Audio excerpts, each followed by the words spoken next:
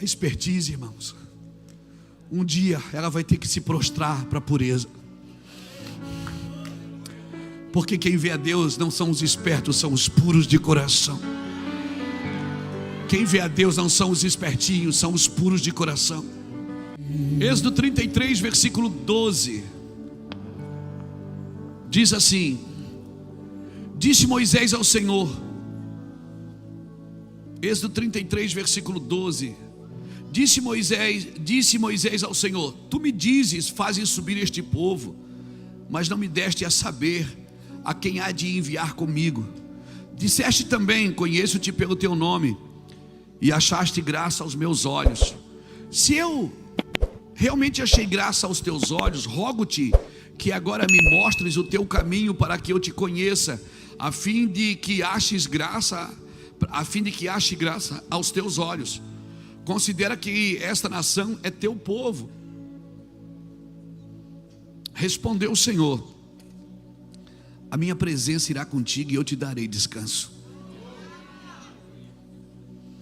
Então Moisés lhe disse: se a tua presença não for conosco, não nos faça subir deste lugar.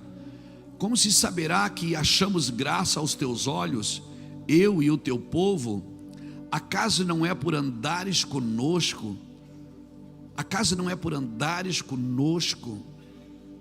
Como se saberá que achamos graça aos teus olhos, eu e o teu povo?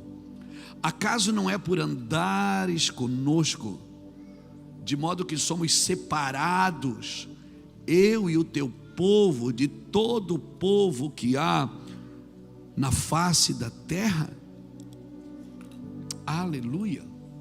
E se a conversa continua, fica tão boa ali, porque chega uma hora que Moisés diz: Deus, então me mostra a tua glória. Estende a sua mãozona assim para cá e diz: abençoa, Senhor, que saia do altar hoje uma palavra que toque a minha vida. Você que está lá na tenda, você que está lá na cantina, você que está aqui no templo, você que está aí na galeria, que Deus te ilumine os olhos do teu entendimento, para que essa palavra ela crie vida dentro do nosso espírito, em nome do Senhor Jesus Cristo. Amém. Sabe o que eu tenho aprendido, irmãos? E dias assim são dias intensos. É tão gostoso, porque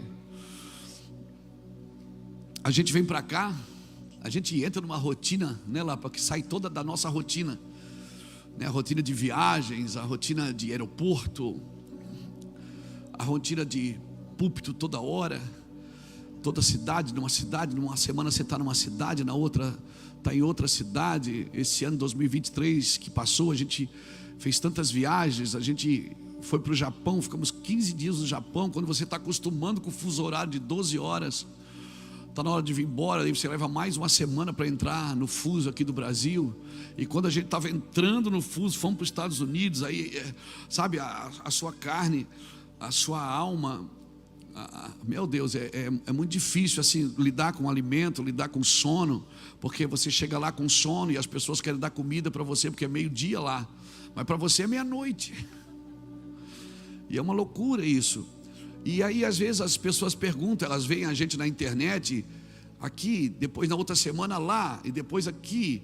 Mas eu estava ontem com o pastor Luiz aqui em Belo Horizonte, agora ele já está pregando lá no meu Vansed. E aí na terça-feira ele estava lá na Bahia. E aí as pessoas ficam perguntando, e a pergunta que todo mundo faz: como é que vocês aguentam? Irmãos, e aí a gente encontra lugar para estar com a família, estar com a esposa, estar com os filhos, estar com os netos, não como a gente gostaria de estar 100%, mas ninguém consegue ficar 100%, né, com a sua família. E a gente também está debaixo de uma palavra: aquele que não deixa, né, por amor a mim, a gente não abandona, mas deixa, às vezes tem que deixar. E nessas idas você vai negociando no caminho datas de aniversário, né? A maioria dos aniversários lá da nossa família é na segunda, porque se cai no sábado, o pai não está, o avô não está, então a gente joga para segunda. E segunda é uma beleza, porque os lugares de festa é tudo mais barato. Esse é o meu argumento número 1. para fazer a festa na segunda. Amém? Fica a dica. E segundo, é bom que o avô já está vindo da viagem. Já traz o presente. Está tudo certo, não está, pastor? Tudo na bênção. E aí como é que você consegue achar tempo para estudo? Irmão, se não for a presença de Deus, você não acha isso. A presença de Deus, ela tem o poder de organizar o seu interior. Ela vai organizando as suas emoções, vai organizando a sua mente, sabe? E com o passar dos anos, você vai organizando a sua vida. E nada melhor do que o tempo. O tempo é bom, não é, gente? O tempo é bom. Você vai ver, eu já falei isso aqui nessa primícia. Paulo, no começo da sua carreira, está brigando pelo seu apostolado. Ele está dizendo: se eles são apóstolos, eu também sou. Aí passa um tempo, Paulo diz: dos apóstolos eu sou o menor. E no final da sua vida ele já está dizendo que não é digno de ser chamado de apóstolo, porque nada melhor do que o tempo para trazer maturidade. O tempo ou deixa você maduro ou deixa você duro, ou você se torna alguém áspero, né? O tempo, ele desmascara as aparências. O tempo, ele revela as mentiras e expõe o caráter. Tempo é tempo, irmão. E só se conhece realmente. Por isso que Deus, ele sempre, quando falaram para Jesus, bom mestre, ele disse: por que me chamas de bom? Bom é um só, meu Pai que está no céu. Jesus não se deixou chamar de bom, porque ele ainda não tinha passado pela cruz. Bom não é o que começa bem, é o que termina bem, né? Então você vai ver muita coisa começando bem e terminando mal. Você vai ver muita coisa começando mal, mas terminando bem. Foi no final do dia que Deus dizia: servo bom e fiel, né? Por isso que Jesus não se deixou chamar de bom. Quando o jovem rico passou por ele, disse: bom mestre, ele disse: por que tu me chamas de bom? Bom é um só, meu Pai que está no céu. Bom é Ele, porque Ele já fez a sua obra. Ele faz o fim desde o começo.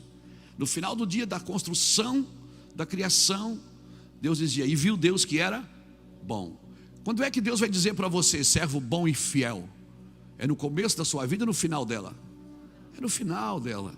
Então ninguém é bom e ninguém é ruim até que termine. Ninguém é bom e ninguém é ruim até que termine. Na sua caminhada você vai ver.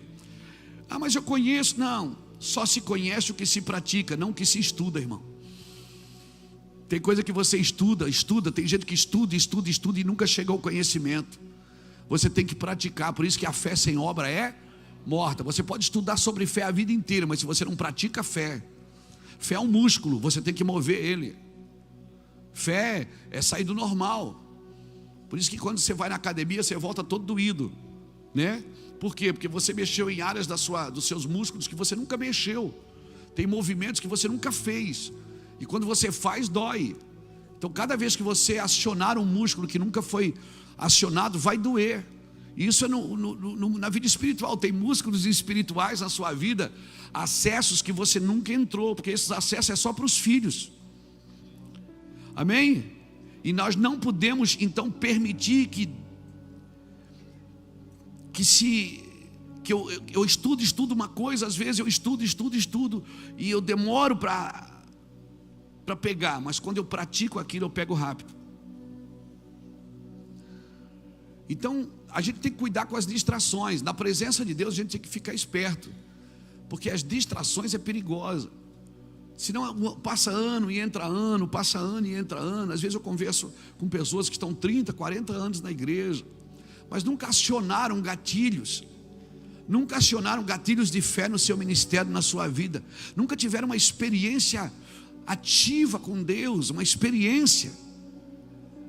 Não que a experiência ela te fundamenta, mas ela te traz sabedoria, irmãos. Amém? Então eu e você precisamos entender isso, porque senão, sem perceber, a gente vai cooperando com os sintomas do fim. Eu sou crente, sentado na igreja toda semana, mas sem perceber, se eu não ativar minha vida de fé, eu vou cooperando com os sintomas do fim. E quais são os sintomas do fim? O esfriamento do amor e o abandono da fé. E crentes na igreja que hoje têm dificuldades de crer em coisas que eles leem na Bíblia, coisa que os seus pais ensinaram, coisa que você já experimentou inclusive, mas hoje, por não ativar esse gatilho chamado fé na sua vida, e a fé ela opera pelo amor. Então esse texto de Moisés, ele me chama muita atenção. Eu estava lendo ele hoje à tarde aqui, e comecei a escrever algumas coisas. Moisés, ele foi desafiado por Deus para entrar, e Moisés entrou. E você vai ver, se você ler depois o capítulo, eu estou aqui com o capítulo 32, o 33 e o 34. Esses três capítulos, 32, 33 e 34 de Êxodo, é sensacional. Por quê? Porque Deus chama Moisés para o monte. Enquanto Moisés vai para o monte, o povo fica lá fazendo um bezerro. E aí Deus chega para Moisés e diz: ó, desce, porque o teu povo está desviado. E aí Moisés diz: o povo não é meu não, o povo é seu. E aí Deus disse: Moisés, eu vou matar esse povo. Eu vou matar. Deus está falando: eu vou matar esse povo, porque esse povo é de dura serviço. E Moisés, eu vou levantar você, eu vou chamar você para o ministério. Eu vou começar tudo de novo com você, está na Bíblia. Irmão, eu conheço pastor que, se Deus faz uma proposta dessa para ele, que diz que vai fechar todas as igrejas da cidade, só a dele vai ficar aberta. Ele diz: sou Deus de mistério, Deus de visão. Mas Moisés não, ele pulou na frente e disse: Deus, te arrepende agora do que tu falaste. Moisés convidou Deus para aceitar Jesus. É muito doido isso. E Moisés começou a pregar para Deus. No capítulo 32, Moisés diz: Deus, lembra do que tu falaste a Abraão, a Isaac, lembra-te. Moisés está tentando lembrar Deus do que ele disse. Olha que doideira isso, gente. E o que mais me impressiona no amor de Deus é essa capacidade que Deus tem de deixar eu pensar que é eu que governo. Deus tem uma capacidade de recuar e deixar eu achar que é eu que estou controlando ele pela oração. Não, porque eu vou orar e Deus vai fazer, Deus vai dar. Se Deus quiser dar, querido, não é você que controla Deus. Oração não é para dar conselho para Deus. Oração é para ouvir o que Deus tem para dizer. Por isso, quando você for orar, fica quieto. Como é que é? Fica quieto, experimenta ouvir um pouco. Para ouvir. Quando você vai orar, você tem que ouvir também. E quando você tem que ouvir, você tem que parar de ouvir todo mundo. Depois eu vou ler em Gálatas o que Paulo diz. Paulo diz: quando eu tive uma revelação, eu não consultei a carne nem sangue. Ou seja, eu fui buscar Deus. Deus falou comigo. Então, irmãos, Moisés pregou para Deus e Deus disse, e está na Bíblia. Então, está na Bíblia isso, está no capítulo 32 o quê? No capítulo 32 e o 14. Então o Senhor se arrependeu do mal que havia de fazer ao seu povo. Ele se arrependeu. Deus voltou atrás. Você acha que Deus queria matar alguém, irmão? Não, claro que não. Deus, quando diz eu vou fazer isso, eu vou destruir, tem gente que tem prazer em falar o que Deus quer fazer, mas na realidade Deus não quer fazer. Deus está procurando alguém que se importe com aquele povo. Quando Moisés pulou na frente e disse: não, Deus, risca meu nome do teu livro então. Moisés, eu fico imaginando Deus dizendo: é o meu garoto, é o meu guri, 80 anos, é o meu piá. E Deus disse, então Deus voltou atrás e disse: eu não vou fazer, Moisés. Aí Moisés disse: tá bom. Aí Deus, se você ler o capítulo 33, Deus disse: tá bom, mas eu também não vou com vocês, eu vou mandar um anjo. E Moisés disse: não, anjo, nós não queremos anjo. Se tu não for conosco, não nos faça sair daqui. Aí Deus disse: tá bom, Moisés, então eu vou. a minha presença irá com você. Ele diz: não, não, não é isso que eu quero. Eu não quero sinais, eu não quero milagres, maravilhas. Eu quero o cabode, eu quero o peso do teu caráter. Deus diz: tá bom, Moisés, eu vou fazer isso, você está falando também. Então Moisés disse: então me mostra a tua face. Você está me entendendo? Deus vai dizendo não, e Moisés vai entrando. O não de Deus é para você entrar ou é para você sair? Então nem sempre que Deus diz não para você é exatamente o que Ele está querendo dizer para você. Quem aqui tem filho pequeno e diz não para o filho, e ele vai chegando perto e vai mexendo na sua camisa: pai, por favor. E você diz: não, eu já falei não. E nem você sabe o que disse não. Aí ele vai ganhando você, vai ganhando. Aí você diz: para, vai, sai daqui. É ou não é? Você diz ou não diz? Por quê? Porque você não suporta olhar. Aí ele diz, você diz, faz aquela cara de macho brabo e diz: só vou deixar hoje, não deixo mais. Final, conclusão da história: você deixa, leva e ainda dá dinheiro. É ou não é assim? Essa é a beleza da paternidade. É Deus diz não para ver a tua reação, para ver se você fica: Deus, eu sou tão querido. Deus gosta da briga, irmão. Deus gosta da confusão, de você entrar e dizer: não, Deus, estamos juntos. Eu vou entrar. Irmão, eu só sou pregador porque eu sou teimoso. Porque se eu fosse ouvir todo mundo que disse que eu não tinha chamado para pregar, se eu fosse ouvir todo mundo que disse que eu não tinha, minhas pregações não podem passar na televisão, porque eu não sei, eu não paro quieto, que eu falo errado o português. Se eu fosse ouvir todo mundo, porque eu nem roupa de crente eu tenho. Se eu fosse ouvir todo mundo que já me desanimou, mas eu não consultei a carne, irmão. Eu vi o Espírito e entendi que todo mundo que passou pela minha vida, passou muita gente pela minha vida, pastores, pastoras, líderes que disseram não. Eu peguei o não de todo mundo e fui entrando mais. Não briguei com ninguém, não discuti com ninguém, não xinguei ninguém, não me rebelei contra ninguém, mas eu fui entrando, porque eu sabia que aquele não era de Deus. Era só para saber até onde eu queria ir. O não de Deus não é para você ir embora, é para você entrar. Entra. Eu estou te chamando para entrar, diz o Senhor. O meu não é para te matar, o meu não é para te atrair. Sabe por quê? Porque quando você está construindo o caráter de alguém, você não pode dizer só sim. Quando você constrói o caráter do seu filho, você vai ter que dizer mais não do que sim. Porque se você só disser sim para o seu filho, você não constrói um filho, constrói um monstro.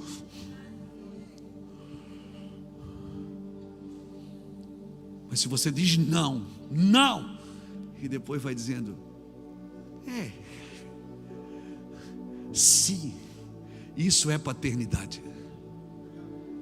Quando Deus diz não, Ele não quer matar ninguém, Ele não quer destruir ninguém, Ele só quer alguém que se importe.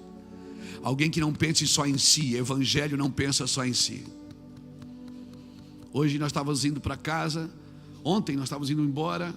Samuel foi conversando, a gente foi conversando dentro do carro. E aí chegou em casa e disse: mas filho, por que isso? Ele disse: pai, porque nós aprendemos a pensar primeiro nos outros. Não foi assim que o Senhor nos ensinou? Não é para pensar primeiro nos outros? Eu disse: não, você está certo. Então ensine seus filhos que o não. Sabe onde é que está o seu sim? O seu sim está no sim dos outros. Quando você disser sim para os outros também. Por isso, quando Deus te der um cargo de liderança, quando Deus te colocar na frente de coisas, seja um homem bom, seja uma pessoa abençoada. Amém? Traga todo mundo para dentro. Mas eu vou me decepcionar. Vai demais, vai decepcionar bastante. Vai se arrebentar. E tomara que você se arrebente. Porque ninguém cresce em amor sem se decepcionar. Ninguém cresce em amor sem se frustrar. Ninguém cresce em amor sem se machucar, sem se ferir. Amar é correr riscos. de não ser correspondido. Confiar é correr risco de ser traído. Isso é evangelho de Jesus Cristo. Qualquer outra coisa é anátema. Isso é evangelho de Jesus. Mas eu vou me arrebentar, não vou, pastor, se eu confiar, vai.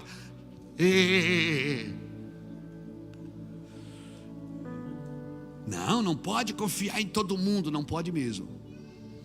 Mas se você está firme em Cristo, tem muitos nãos que você disse que você não sabe nem por que disse. Diga para alguém que está do seu lado: dias ruins também chegam ao fim.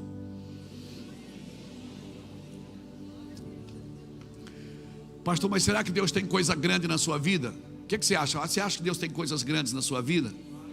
Posso perguntar uma coisa? Estão invejando você? Então Deus tem coisas grandes na sua vida. Estão perseguindo você? Você está com vontade de bater uns 3 ou 4? Então Deus tem coisas grandes na sua vida. Por quê?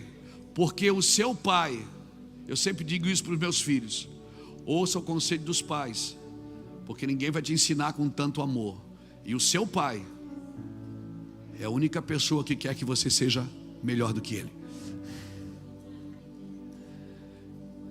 Se você tem um pai biológico ou espiritual, alguém que cuida do seu coração, se ele é pai, ele sempre vai querer que você seja melhor do que ele. Então, seja impulsionado pelos pais. Mas fico me julgando. A única pessoa que julga você 24 horas é você mesmo. Para de olhar para você com desprezo. Se ame um pouco mais. Sorria. Vai no espelho e diz: eu não vivo sem você, Luiz. Eu falo todo dia comigo. Você fala consigo, pastor? Eu falo comigo. Eu gosto de ficar sozinho para falar comigo. Eu libero palavras sobre a minha vida. Eu libero. Pastor, mas isso não é narcisismo? Não é não, irmãos. Eu saber quem eu sou. Identidade não é narcisismo não. Eu sei quem eu sou. Amém? Amém? Amém? Esses 7 dias aqui eu estou com um arado na mão, abrindo a terra para você. O que é que eu tenho que fazer? Só vai jogando semente. Eu vim aqui 7 dias com um arado na mão para abrir a terra para você. Abrir a terra sobre os seus negócios. Deus vai te dar grandes negócios. Deus vai fazer, mas você precisa saber o que fazer com isso depois. Deus vai te levar para as nações, vai tornar você um grande ministério, uma grande família. Vai fazer coisas sobrenaturais com você, mas você precisa saber o que fazer com isso depois. Então esse é o meu trabalho. Eu estou aqui com um arado na mão, abrindo a terra. Quem tiver semente, por favor, semeia. Não é para mim não. Semeia e diga: olha, Deus, eu vou viver isso. Mas pastor, qual será o meu chamado? O seu ministério está sempre perto da sua dor. Te peguei. O seu ministério está sempre perto da sua dor. Irmão, eu atraio viciado em droga. Eu atraio. Tem 10 carros, o cara vai pedir moeda no meu. Por quê? Porque o seu ministério sempre está perto da sua dor. Se você experimentou cura num lugar, libertação no lugar, certamente vão bater na sua porta para pedir ajuda justamente naquele lugar que você venceu.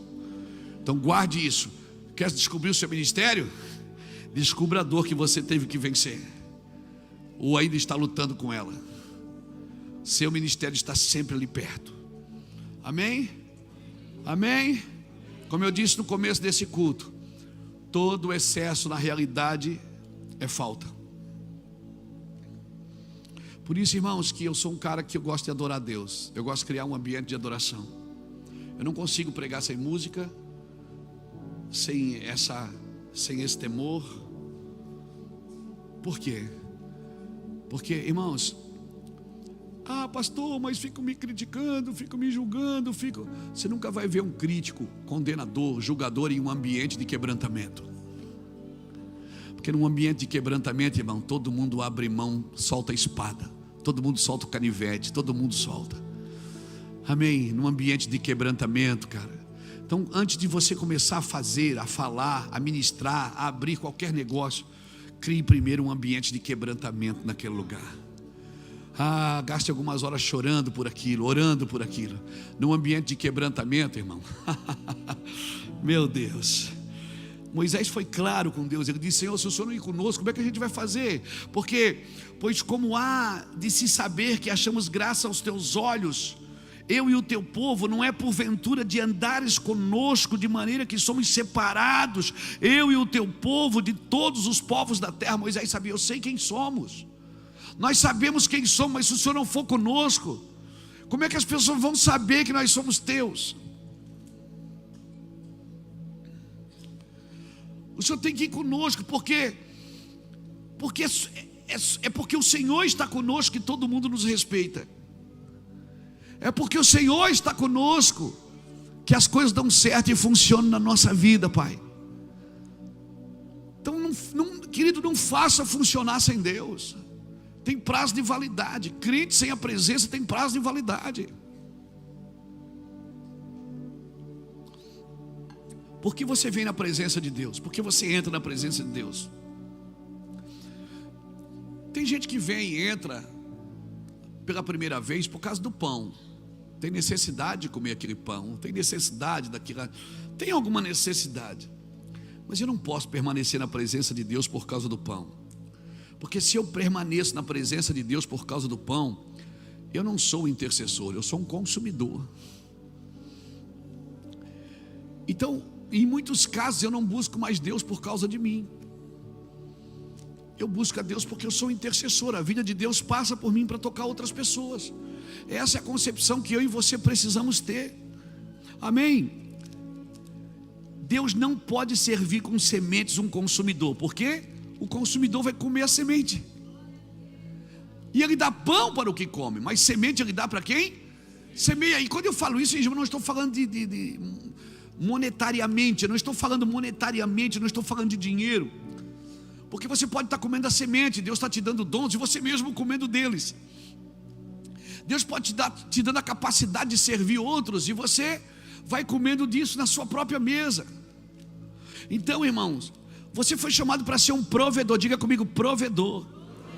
Irmão, um provedor, ele não é ofensivo. Um provedor, ele está sempre chegando para servir, não para ofender. Um provedor, ele não pisa em pessoas, ele abençoa pessoas. Amém? Um provedor, ele não se ofende quando é decepcionado. Nós uma vez criamos até uma camisa aqui no meu van: não ofenda, não se ofenda e não se defenda. Era nosso lema naquele ano: não ofenda, não se ofenda e não se defenda. Viva naquilo que Deus te chamou. Amém? Amém? É difícil demais, não é, lidar com os espertos?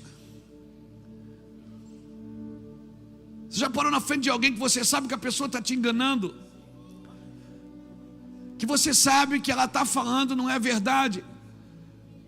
Agora deixa eu te falar uma coisa, guarda isso no seu coração. Se você trouxe uma caneta, escreve, porque isso é profundo.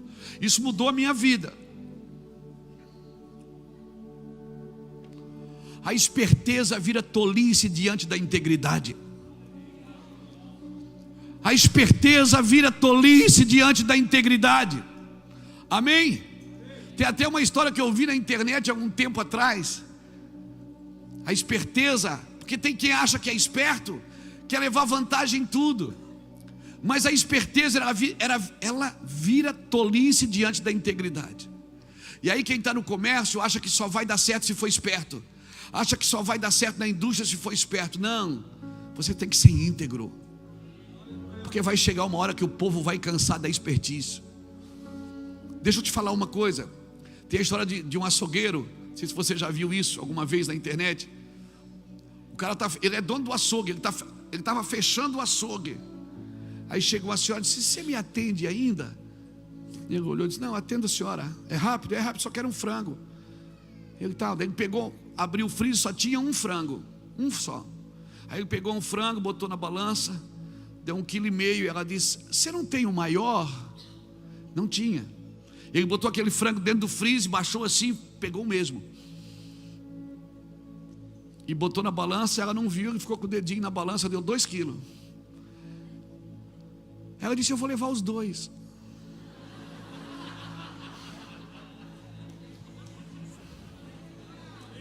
E agora, Juvenal? A expertise, irmãos, um dia ela vai ter que se prostrar para a pureza. Porque quem vê a Deus não são os espertos, são os puros de coração. Quem vê a Deus não são os espertinhos, são os puros de coração. Aleluia, você tem a perspicácia do negócio. Deus te deu uma graça de ganhar dinheiro. Deus te deu uma graça de vender, de cobrar, de fazer, de criar. Deus te deu graça, te deu sabedoria. Isso é uma graça de Deus, você não precisa inventar mais nada. É graça de Deus. Se Deus precisasse da sua expertise, Ele não era Deus. Porque a expertise, ela começa achando que é inteligente. Daqui a pouco ela está enganando pessoas. Daqui a pouco ela está enganando todo mundo, e a pessoa fica se gabando disso. Diga comigo: uma vida íntegra é a maior defesa contra a maldade. Irmão, a integridade, ela silencia os críticos e os espertos. Amém? Uma vida íntegra é a maior defesa contra a maldade. A integridade silencia os críticos e os espertos. Porque é muito difícil você humilhar um coração humilde. Ninguém consegue humilhar um coração humilde. Um coração puro ninguém consegue humilhar. Você se esforça, a pessoa não se humilha, não se sente humilhada. E coisa boa se a gente pudesse ser assim. Quem se sente humilhado é o coração orgulhoso. O coração humilde não se sente humilhado. E quer saber uma coisa? O puro de coração, ele tem mais noção da maldade do que o próprio maldoso. O puro de coração, ele tem mais perspicácia com a maldade do que o próprio maldoso. Porque muitas vezes o maldoso, ele é maldoso para ganhar com aquilo, achando que ele está ganhando alguma coisa com aquilo. O puro não. Ele sabe que está mentindo, que a pessoa está mentindo, mas ele continua puro, e a pessoa continua mentirosa. Abra comigo a sua Bíblia em 2 Timóteo capítulo 4, versículo de 1 a 5. 2 Timóteo 4, vamos ler do versículo de 1 a 5, diz assim: conjuro-te perante Deus e Cristo Jesus, que há de julgar os vivos e os mortos pela sua manifestação e pelo seu reino. Prega a palavra, isto aí, que seja oportuno, quer não, ou seja, isto em tempo e fora de tempo. Corrige, repreende, exorta com toda longanimidade e doutrina.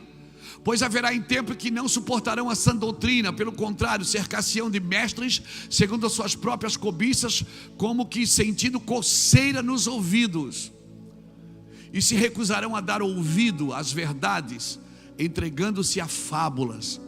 Tu, porém, agora a conversa é com o crente. Paulo estava dizendo para Timóteo: Timóteo, vai acontecer isso, as pessoas vão ser assim. Agora ele diz: mas tu, porém, ser sóbrio em todas as coisas, suporta as aflições, faz o trabalho de um evangelista, cumpre cabalmente o teu ministério. Eu gosto mais da minha tradução, que diz assim: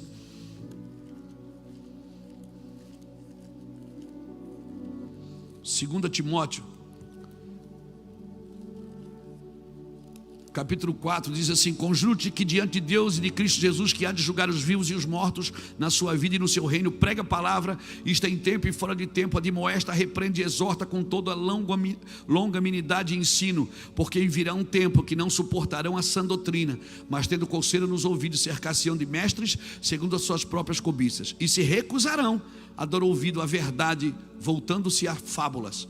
Tu, porém, ser sóbrio em tudo, sofre as aflições, faz a obra de um evangelista e cumpre bem o teu ministério. Ou seja, em outras palavras, traduzindo, tu, porém, mantenha a mensagem viva. Mantenha a mensagem viva.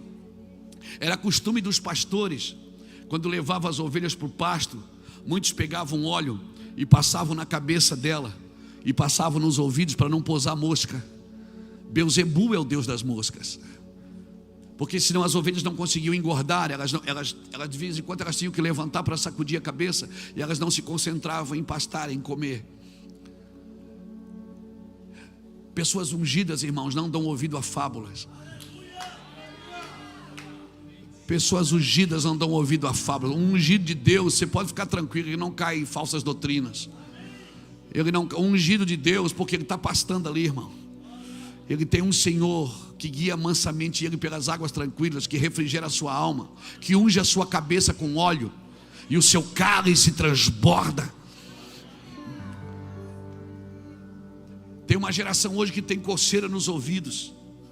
Tu, porém, mantém a mensagem viva. Deus está te chamando de bem-aventurado, mas infelizmente existem ouvidos que coçam, que ouvem sempre, que aprendem sempre, mas nunca chegam ao conhecimento. 1 Timóteo capítulo 5, versículo 22. 1 Timóteo 5, 22. Paulo falou isso para Timóteo: conserva-se puro, conserva-te puro, conserva-te puro. Pureza não é sinal de inocência cega.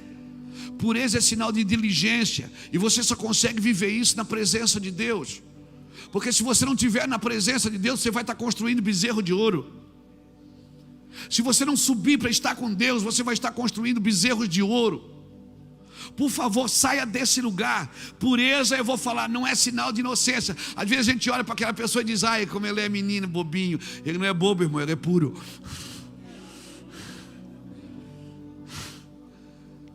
Ele não é bobinho, ele é puro. Aleluia.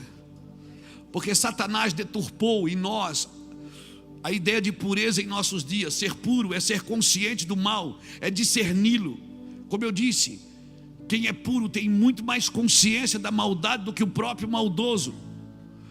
Pureza ainda é o melhor e maior detector de maldade da vida.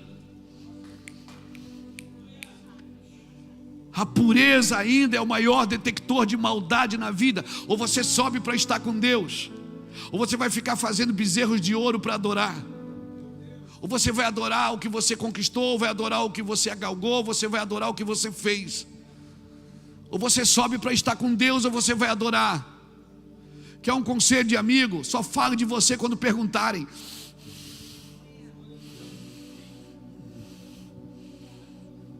Só fale de você quando perguntarem. Quando não perguntarem, continua. Por isso que eu acho que Deus amava tanto Davi, porque o maior tesouro que Davi tinha era a presença de Deus. Amém?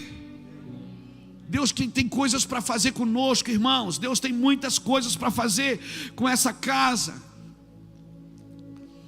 Meu Deus, o que eu mais ouço, às vezes eu fico apavorado, pastor Vanes, porque uma galera que está se mudando para Itajaí, dizendo: pastor, estou mudando para ir por causa da igreja. Eu fico: Deus, a minha oração tem sido: Deus, dá emprego para esse povo.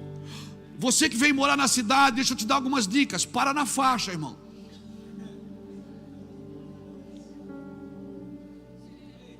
Aqui a gente para na faixa. Amém? Mas eu sou Uber. Não para em qualquer lugar. Se você estiver procurando casa para alugar, anda na direita, não na esquerda. Te dá algumas dicas, não é? Não joga papel no chão. Por quê? Porque você veio para cá para ser bênção e para ser abençoado. Amém? Amém? Glória a Deus.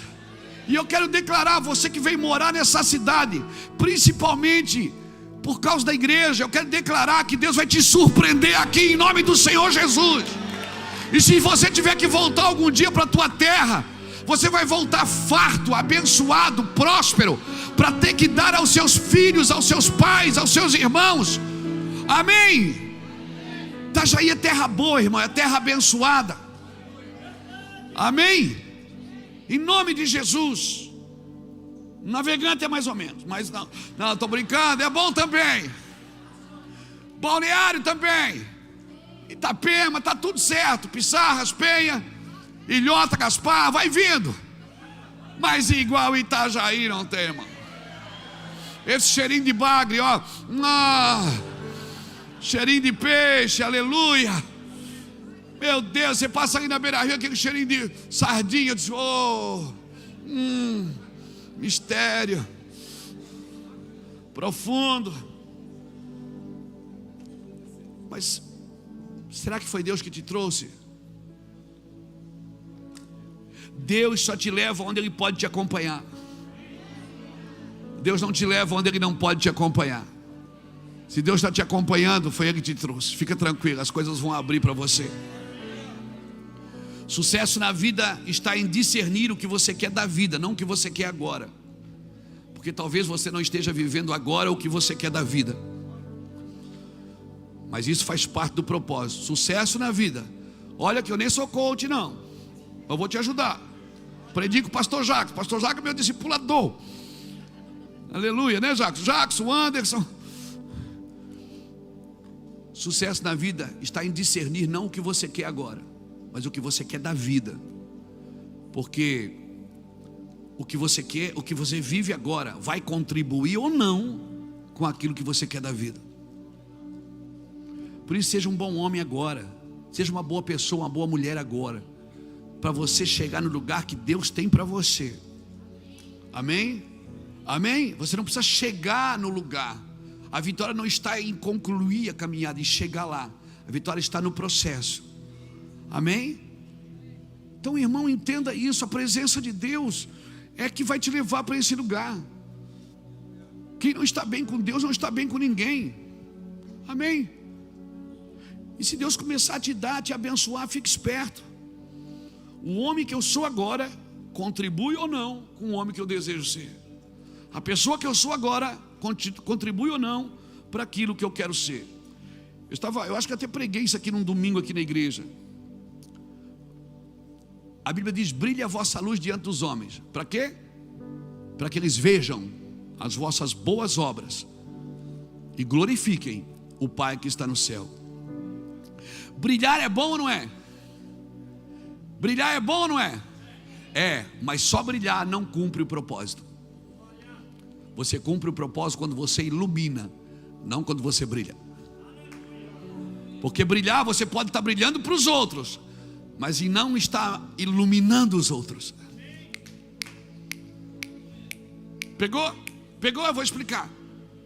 Você pode estar brilhando. Brilhe a vossa luz diante dos homens, para que eles vejam as vossas boas obras e glorifiquem o Pai que está no céu.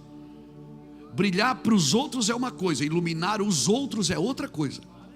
É como uma vela acesa é uma coisa, mas se tiver uma vela apagada e você pegar aquela vela acesa e acender aquela vela apagada, você não está brilhando, você está iluminando. O objetivo de brilhar é iluminar. Então eu não posso brilhar sozinho se eu não estou iluminando ninguém, porque aquela vela vai acabar um dia. Vai acabar um dia. Iluminar fala de acender os outros. Então, se você vive o ministério, por isso que eu falo de se importar. Moisés se importou com o povo. Deus fez uma proposta indecente para ele, e ele disse: não, Deus, eu não quero. Perdoa esse povo é teu. E ninguém queria o povo. Deus dizia: o teu povo. Moisés dizia: o teu povo é teu.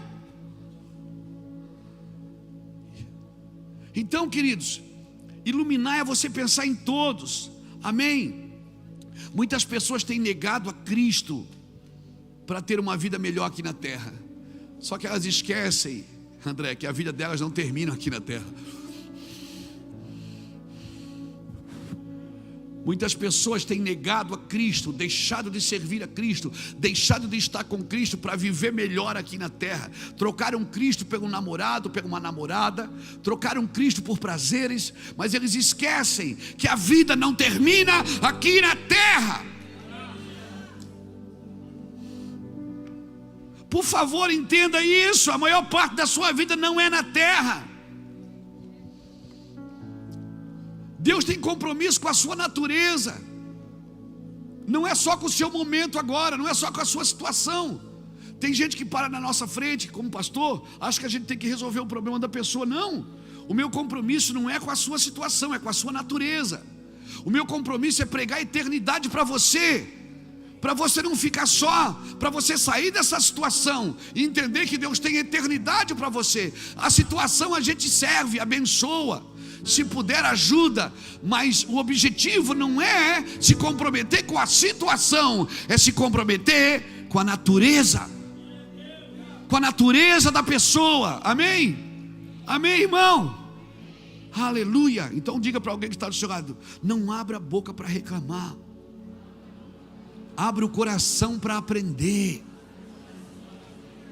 Abra o coração para aprender, abra a mente para aprender. Amém. Louvado seja o nome do Senhor. Chega, irmão. Um dia Jesus perguntou para os seus discípulos: o que as pessoas dizem que eu sou? Mateus capítulo 16, versículo 13. Ele interrogou os seus discípulos, e Pedro teve uma revelação. Teve ou não teve? Teve, porque Jesus falou que ele teve. Ele disse: Pedro, não foi carne nem sangue quem te revelou, foi o meu Pai que está no céu. Você Pedro, você entendeu. Você entendeu. Agora, a definição bíblica para a revelação. A gente fala muito aqui, né? Deus vai te trazer uma revelação para você. O que é uma revelação? A definição bíblica da palavra revelação é a transferência da verdade que Deus é e do que nele habita. Ter uma revelação é ter uma transferência da verdade daquilo que Deus é e daquilo que nele habita. Isso é ter uma revelação. Quando você tem uma revelação dada por Ele em você, é Ele revelando em você e não para você. O problema é que muitos de vocês, para não dizer todos, têm uma revelação, mas ela já ficou ou mística, ou ela já está enxertada de carnalidade. Como isso, pastor? Bota aqui para mim Gálatas, me dá 15 minutinhos. Gálatas capítulo 1, versículo de 11 a 16. Gálatas 1, de 11 a 16. Gálatas é fantástico. Faço-vos, porém, saber, irmãos, que o evangelho por mim anunciado não é segundo o homem, porque eu não recebi nem o aprendi de homem algum, mas mediante a revelação de Jesus Cristo. Porque ouviste qual foi o meu proceder outrora no judaísmo, como sobremaneira perseguia eu a igreja de Deus e a devastava. E na minha nação, quanto ao judaísmo, avantajava-me a muitos da minha idade, sendo extremamente zeloso das tradições de meus pais. Quando, porém, ao que me separou antes de eu nascer e me chamou pela sua graça, aprouve revelar a seu filho em mim. Não foi para mim. Paulo está dizendo, ele revelou o filho em mim, para que eu pregasse entre os gentios sem detença, não consultei a carne nem sangue. Paulo está dizendo, Deus falou comigo, Ele revelou para mim, só que eu não fiquei perguntando, ele foi aprender, porque Paulo era um estudante das Escrituras. Paulo conhecia a Torá, fariseu de fariseus, da tribo de Benjamim, um cara extremamente zeloso, por isso que ele perseguia a igreja. Ele achava que estava fazendo a coisa certa para Deus, perseguindo a igreja. Ele disse, mas quando Deus me revelou, eu não consultei a carne. Ele passou um tempo desintoxicando de toda a letra que ele tinha. Para quê? Para que a revelação de Cristo entrasse nele. Irmãos, eu quero pedir que você me entenda, por favor. Irmão, eu também sou teólogo, eu também estudo. Nós temos aqui estudos violentos no nosso domingo de manhã, o nosso Mevan Academy, as nossas escolas de discipulado teológicas. Só que deixa eu te falar uma coisa, quando você receber uma revelação de Deus, não consulte a carne, não consulte a carne, consulte alguém que está no Espírito também. Porque eu vou te falar, Onde Elias passava, o céu fechou. Quando Elias passou, o céu fechou. Fechou por quê? Por causa de um falso avivamento. Parou de chover na hora. Então às vezes Deus me fala umas coisas, vem uma indignação profética na minha vida na hora. Quem me vê pensa que eu estou bravo, mas eu não estou bravo. É uma indignação profética. Só que a indignação profética não pode apagar a visão apostólica. Deus não falou nada para mim ficar com raiva de ninguém, bravo com ninguém, só para mim ficar zeloso com aquilo. Pedro, ele teve uma revelação porque realmente Jesus é o Filho de Deus. Só que ele não podia impedir Jesus de chegar na cruz. Você está me entendendo? Ele teve uma revelação, mas a revelação não poderia impedir Jesus de chegar na cruz. Porque a indignação profética não tira você do propósito apostólico. Você tem um propósito. Amém? Tem um propósito. Então às vezes a gente lê uma coisa, dá uma raiva. Eu tenho que respirar. Deixar a mensagem cair dentro do meu coração, para depois pegar o microfone. Por quê? Porque na hora a minha carne surta. Porque Deus está falando isso, Deus está dizendo que a igreja está desviada. Só que Deus ainda diz: eu estou no meio dela. Eu tenho que entender que toda indignação profética não tira você do propósito apostólico, para o cumprimento das Escrituras. Amém? A provisão de Deus está onde? Na palavra. Lança o teu pão sobre. Pão é o que? Alimento. Palavra é água. O pão é o sustento, a água é a palavra. O sustento está na palavra. Se você tem uma palavra para viver nesse sustento, você tem capacidade de viver. Se você não tem uma palavra, não faça loucura.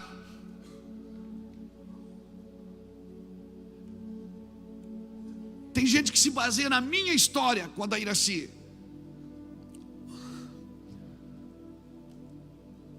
Eu e Iraci combinamos em casa quando a gente veio para Cristo. Meus tios queriam me dar emprego. Ela disse: não, Luiz, você não vai trabalhar, deixa que eu trabalho. Você se dedica às coisas de Deus. Quem dizia: esse cara é louco, ia contra os princípios familiares, que o marido é o provedor, irmãos. Olha a confusão na minha cabeça. Quantas vezes o pastor sentou comigo e disse: Luiz, você tem que trabalhar, Luiz. Eu digo: pastor, Deus falou comigo. Falou com a Iraci: não, a Iraci não pode trabalhar, quem tem que trabalhar é você. Eu era o cara malandro da igreja, irmão, que botou a esposa para trabalhar e não trabalhava, mas eu tinha uma palavra. Meus tios ofereciam emprego, um cara foi lá e deixou um caminhão zero na porta da minha casa e disse assim: Luiz, trabalha de meia comigo, que a gente ganhar é meio para você, meio para mim. Eu olhava ele assim, fazia assim: não. Por quê? Porque eu não podia ter dinheiro naquele momento. Dinheiro na mão é vendaval. Mas essa é a minha história da Iraci. Você não pode pegar uma história, se você não tem uma palavra, e jogar o seu pão na água, e Deus está dizendo: não, porque o sustento não segue a palavra. Ou melhor, a palavra não segue o sustento, é o sustento que segue a palavra. Aí, qual era a ordem? Não junte maná para amanhã. Era a ordem ou não era? Não junte. Por quê? Porque ele apodrecia. Quem passava na frente da tenda, tem maná guardado aí. Porque o cheiro da incredulidade vinha para fora. O cheiro da incredulidade de alguém que não ouviu o que Deus disse vinha para fora. Então vai chegar um tempo que Deus vai dizer: não junte. Mas vai ter um tempo que Deus vai dizer: junte tudo para que nada se perca. Quando Ele multiplica, quando Ele manda maná no deserto, Ele diz: não junte nada para amanhã. Amanhã tem de novo. Mas quando Jesus multiplica os pães, Ele diz o quê? Junte tudo para que nada se perca. Então vai ter tempo na sua vida de juntar, e vai ter tempo que Ele vai dizer: libera tudo. E a minha oração é que Deus esteja te falando para você: libera tudo. Aleluia, meu Deus. Libera tudo. Já teve tempo na minha vida que foi, libera tudo, não foi, Lapa? O Lapa era o tesoureiro da igreja e eu era o pregador. Só tinha nós dois contando. O Lapa contava os recursos, contava as contas. E aí, em vez de quando eu entrava, né, Lapa? Não era assim? O Lapa está aqui, perguntei a ele. Eu disse: Lapa, quanto é que a gente tem? Ele disse: ai, Luiz, a gente tem que pagar isso. Eu disse: não, é que Deus está mandando eu dar. Quantas vezes, não foi? Quantas vezes? Hã? Quantas vezes eu pegava o dinheiro que entrava todo na igreja e dava para alguém?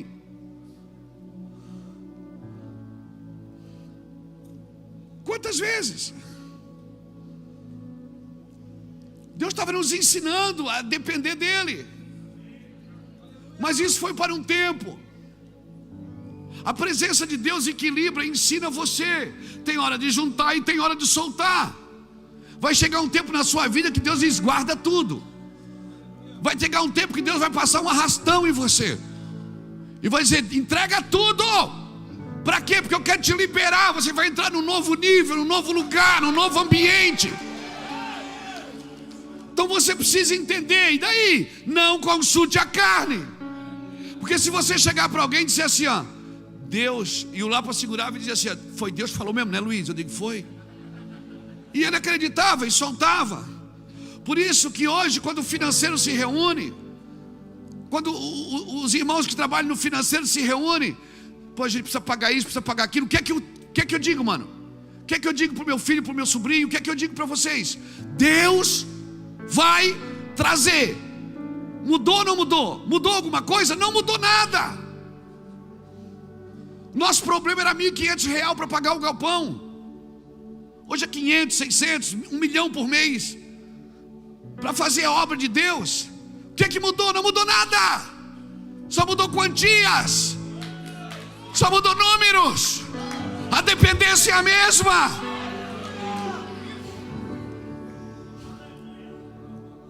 Entenda o que Deus está falando contigo.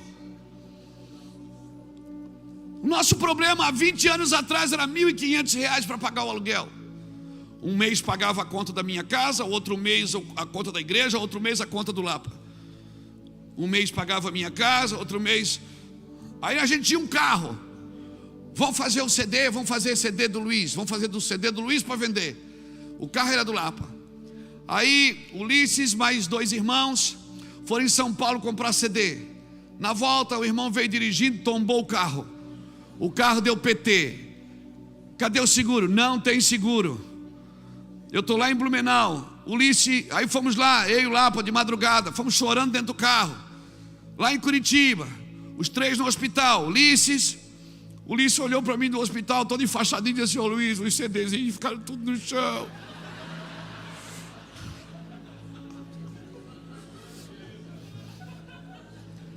Não foi, Lapa? E agora? Não tinha nem dinheiro para o guincho, irmão. Você conhece as nossas fotos, mas você não conhece a nossa história. Você não conhece as histórias de dependência de Deus. Dinheiro é a parte mais barata do ministério, irmãos. É a parte mais barata. Aleluia. Então entenda, Deus está te ensinando. Está te ensinando a viver com pouco, porque quando passar milhões por ano na sua mão, você não vai se perder, você não vai desviar, você não vai ostentar, você não vai querer comprar e vender ninguém. Vai passar milhões. Os CDzinhos ficaram tudo no asfalto aquele dia, né, Liz? Tudo, mas hoje nós temos 37 livros, 5 são best-seller. Vende milhares de livros todos os meses. Livros traduzidos em inglês e agora até em japonês. Ei, deixa eu te falar, esta leve e momentânea tribulação não está para se comparar com o eterno peso de glória. Solta esse leão que está aí dentro, homem.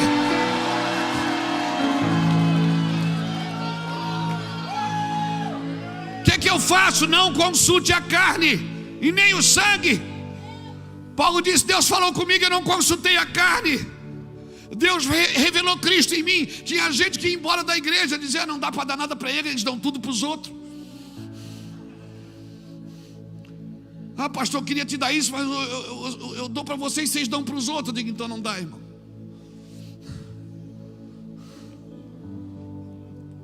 É assim que nós aprendemos a servir a Deus, irmãos. Não tente aperfeiçoar a carne. Tem gente que começa no espírito e termina na carne. Paulo falou isso aos Gálatas no capítulo 3, versículo de 1 a 5. Ele diz: Gálatas, insensatos, vocês começaram no espírito, estão terminando na carne, querem circuncidar de novo. Não, irmãos, nós começamos no espírito e nós vamos terminar no espírito. Com dinheiro ou sem dinheiro, com templo ou sem templo, com carro ou sem carro, nós vamos continuar no espírito. Queremos aperfeiçoar a carne, recebemos no espírito, mas queremos discernir na carne. Aí fica: o que é que tu acha? Você não acha nada, você não tem o direito de achar nada. Você tem que acreditar no que Deus te disse, e o que Deus te disse é verdade absoluta. Ele te falou, é verdade absoluta. É assim que acontece. Por isso que Paulo disse: já não sou mais eu que vivo, é Cristo que vive em mim. E esse viver que agora eu tenho na carne. Você vai ver Paulo em Gálatas, todos os capítulos falando da carne e do espírito. Gálatas 4, 21 a 31, Paulo está dizendo: aquilo que nasce na carne persegue aquilo que nasce no espírito. Por isso não faça nada na carne. Não faça nada para levantar, para ajudar Deus. Deus não precisa da sua carnalidade. Deus precisa que você creia no que Ele disse. Ele falou e vai acontecer. Seja puro naquilo que Deus te disse. Não inventa moda. Gálatas 5, 17 e 21. A Bíblia diz que o Espírito milita contra a carne. Gálatas 5, 24. Os que são de Cristo crucificaram a sua carne e as suas paixões e as suas concupiscências. Os que são de Cristo sacrificaram a carne, crucificaram ela. Ele não pensa mais na carne. Ele não pensa só em lesar e não pensa só nele. Não, irmãos, nós precisamos entender. E Paulo termina Gálatas no capítulo 6 dizendo: olha, o que semeia na carne colhe corrupção, mas o que semeia no Espírito colhe a vida eterna. Querem se gloriar na sua carne? E sabe quem se gloria na carne? Depois você lê Gálatas 6, 12 a 15. Quem se gloria na carne coloca peso sobre as pessoas. Gálatas 6, bota 12 ali, Gálatas 6, 12. Todos os que querem ostentar-se na carne, esses vos constrangem a vos circuncidades, a vos circuncidardes, somente para não serem perseguidos por causa da cruz de Cristo. Pois nem mesmo aqueles que se deixam circuncidar guardaram a lei, antes querem que vos circuncidem para se gloriarem na vossa carne. Mas longe esteja de mim gloriar-me, senão na cruz de vosso Senhor Jesus Cristo, pela qual o mundo está crucificado para mim e eu para o mundo. Pois nem a circuncisão é coisa alguma, nem a incircuncisão, mas ser uma nova criatura. Um líder carnal, ele oprime as pessoas. Ele coloca peso sobre as pessoas que nem ele mesmo carrega. Ele coloca obstáculo na vida das pessoas para que elas sejam salvas por princípios que nem eles foram. Nós somos chamados para viver no Espírito, irmãos. Para viver no Espírito. Eu oro para uma igreja que vai despertar da carne. Levanta a poeira, sacode os pés e se levante da carne. Deus está te chamando para um despertamento, amém? Você crê nisso? Você crê que Deus está te chamando para um despertamento? Então fica de pé comigo.